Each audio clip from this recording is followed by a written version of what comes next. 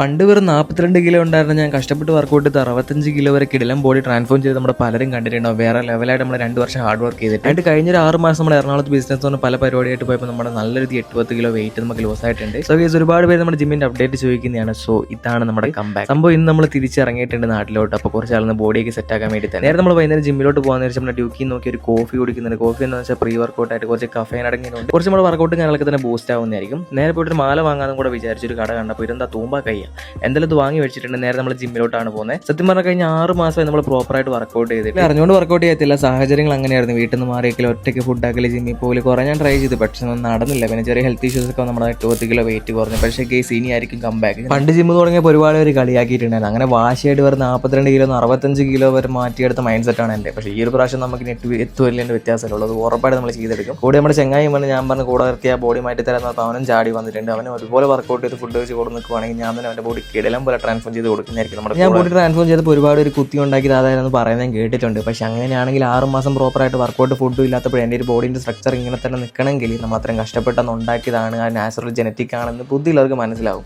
So ഇനി ആരും തെളിയിക്കാനെന്ന് പോകുന്നില്ല, ജസ്റ്റ് പറഞ്ഞതാണ്. അപ്പോൾ എന്നാലും വീണ്ടും നമ്മൾ അടിപൊളിയായിട്ട് ബൈസെപ്സിനെല്ലാം വർക്കൗട്ട് ചെയ്തിട്ടുണ്ട്.